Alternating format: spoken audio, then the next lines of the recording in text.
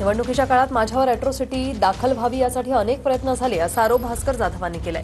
त्यावेळी मुख्यमंत्री एकनाथ शिंदे आणि गृहमंत्रीपदी देवेंद्र फडणवीस होते।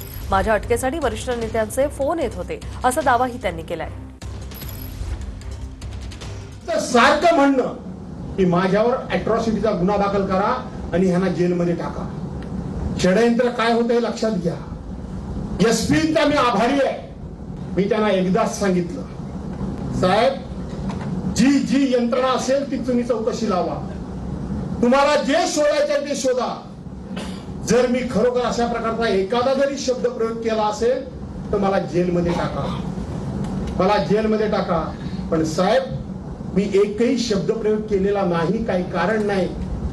भले तुमच्यावर कितीही दबाव असू द्या, तुमची नोकरी एखाद्या अडचणीत येईल, पण सत्य जर मी असेल, मी हे बोललो असेल तर मला जेलमध्ये टाका। मी नसेल तर मला पराभूत करण्याकरता हा डाव आखलेला आहे। तुम्ही माझ्यावर कारवाई करू नका। त्यांनी अनेक पथकं नेमली। ती आज नेत्यांचे फोन सांगत नाही, त्यावेळेला एकनाथ शिंदेच मुख्यमंत्री होते। वरून सगळ्या नेत्यांचे फोन गृहमंत्री देवेंद्र फडणवीस होते। वरून सगळ्यांचे फोन येत होते, कोणाला एसपीना त्यांना अटक करा। त्यांनी सांगितलं ज्या दिवशी एवढा जरी पुरावा सापडला तर मी अटक करेन, पण एवढाही पुरावा नाही।